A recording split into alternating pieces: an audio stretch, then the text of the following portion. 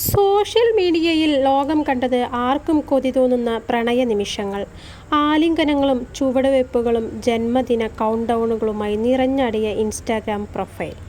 എന്നാൽ ആ സുന്ദരമായ പ്രണയ ചിത്രങ്ങൾക്ക് പിന്നിൽ ഒളിഞ്ഞിരുന്നത് ഒരു കൊടും കൊലപാതകത്തിൻ്റെ ഭീകരമായ തിരക്കഥയായിരുന്നു.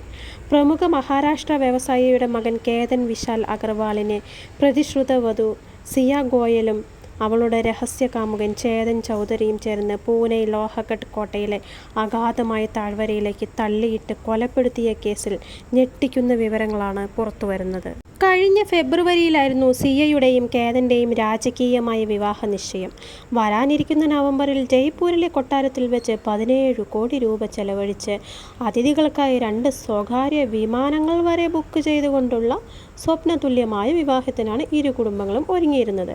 എന്നാൽ ലോകത്തെ മുഴുവൻ പറ്റിച്ചുകൊണ്ട് സിയ മറ്റൊരു പ്രണയ ലോകത്തായിരുന്നു. വ്യാപാരിയായ ചേതനായിരുന്നു സിയയുടെ രഹസ്യ കാമുകൻ. ഇവർ കഴിഞ്ഞ 7 മാസത്തിനിടെ 238 മണിക്കൂറുകളാണ് ഈ കൊലയാളി യുവതി കാമുകനുമായി ഫോണിൽ രഹസ്യ സംഭാഷണം നടത്തിയത്. തൻ്റെ അടിച്ചുപൊളി ജീവിതത്തിനും പ്രണയത്തിനും തടസ്സമായി നിന്ന കേതനെ എന്നേക്കുമായി ഇല്ലാതാക്കാൻ ഇരുവരും ചേർന്ന് ചെകുത്താൻ്റെ ബുദ്ധിയോടെ പദ്ധതികൾ മെനയുകയായിരുന്നു.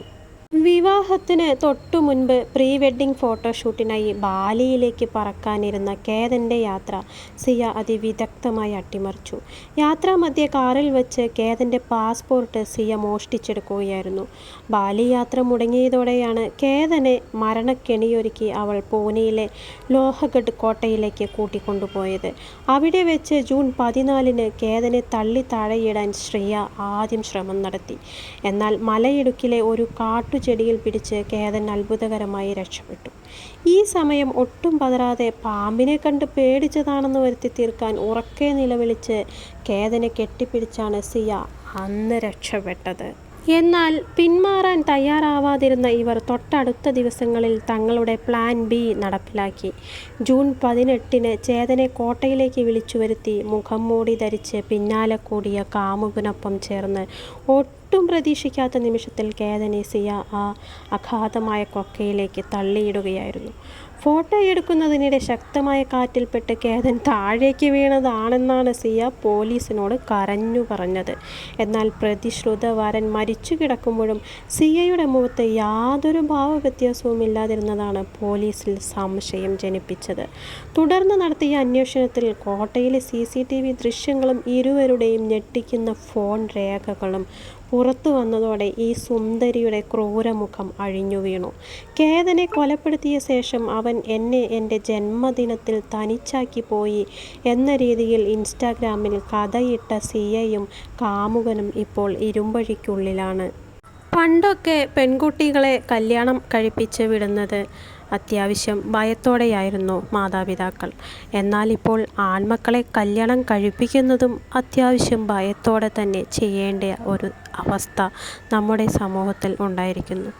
എന്തായാലും ആ കേതൻ അഗർവാൾ എന്ന് പറയുന്ന ആ പയ്യൻ്റെ മുഖം മറക്കാൻ പറ്റുന്നില്ല. ഒരു നിഷ്കളങ്കനായ ഒരു ചെറിയ കുഞ്ഞിൻ്റെ നിഷ്കളങ്കമായ ഒരു മുഖം പോലെ തോന്നുന്നു.